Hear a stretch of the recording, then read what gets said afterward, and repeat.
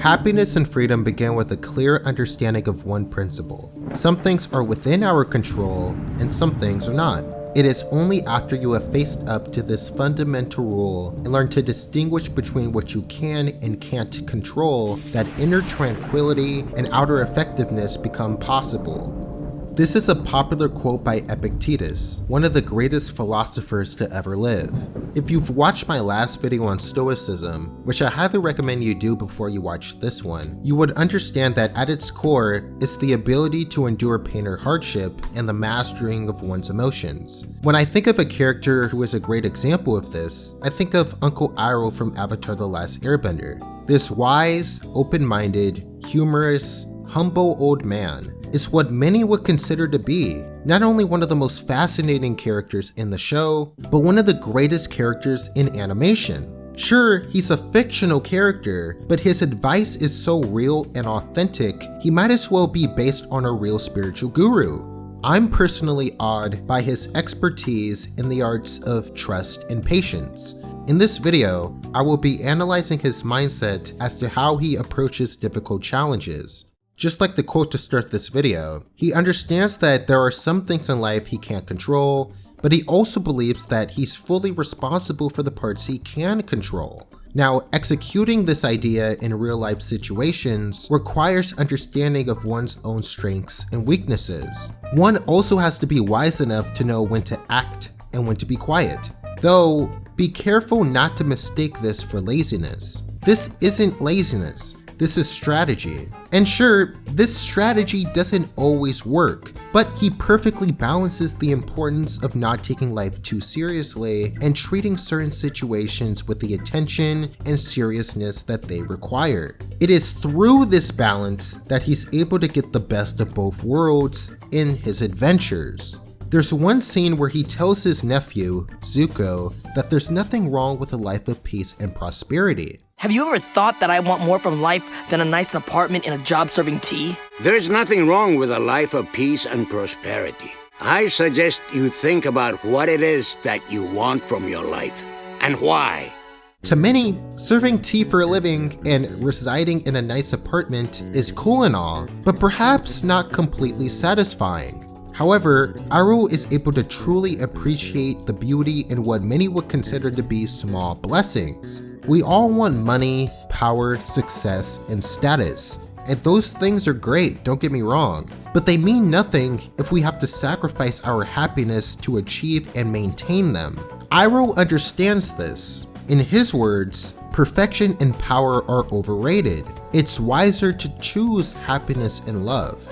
Of course, pursuing happiness sounds smart on paper, but in reality the road isn't easy. Life throws us challenges and obstacles, and to remain humble, to remain grateful despite that, is a test to anyone's character. In my opinion, Iroh's most respectable quality is how he is able to overcome adversity. When something bad happens to him, he's able to stay calm no matter what. This isn't toxic positivity I'm talking about here. This calmness is authentic and faith-driven. He doesn't force this stoic behavior on himself. He doesn't suppress or ignore his emotions. In fact, there are moments in the show when we see him tear up, and in one scene he completely breaks down having to reflect on the day his son passed away. I cannot stress enough that Stoicism isn't about faking that everything is alright. It's more about how you respond to the many hurdles life throws at you. Are you going to figure out how to jump over the hurdle, or are you going to quit the race? After Iroh's nephew, Zuko, betrays him, he gets thrown in prison. More than being in prison itself, he's devastated that a member of his own family would stab him in the back the way he did, even after everything he did for him. He's been nothing but patient and a loyal friend to Zuko up until this point, and in the moment it would seem as though his efforts to be good have gone to waste. Most people would fall into a victim mentality if this happened to them. How can you blame them? However, Iroh doesn't do that. Even after being undeservedly thrown in prison, he stays calm about the situation and comes up with a plan to escape. Similar to how he lived his whole life, he uses everything around him to his advantage. He exploits the prison food to bulk up and utilizes the equipment in his cell to get his body in shape. The moment he feels the time is right, he busts himself out. He busted himself out. I've never seen anything like it. He was like a one-man army. This comeback story is the epitome of persistence, patience, and confidence. Of course, this is a cartoon. I'm not saying it's wise to try and break out of prison. What's important here is his spirit to never give up. In these situations, it's easy to lose faith or trust that things will ultimately work out. I can recall one scene where Iroh and Aang are walking through a cave. Iroh uses a unique metaphor about the beauty of difficulties in life. Sometimes life is like this dark tunnel. You can't always see the light at the end of the tunnel, but if you just keep moving, you will come to a better place. Iroh is someone who refuses to fall into despair. He seems to always find a way to give himself and others hope in dark situations.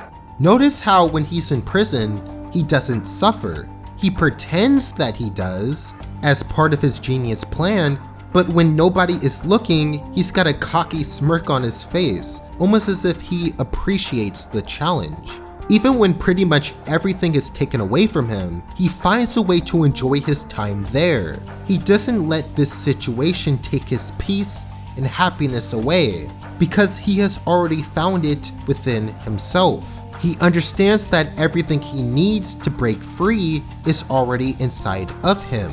So why should he worry? He's got this. He knows everyone is a fool for doubting his potential. He knows that he is the one who is going to get the last laugh.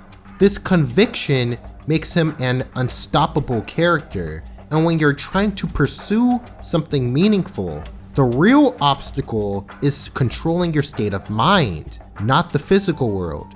Seneca, an ancient philosopher, once said, "We suffer more in imagination than in reality." Simply put, if we shine light on an unpleasant situation, we can find the value in it, possibly even see it as a golden opportunity. This is the mindset of Uncle Iroh, a master stoic.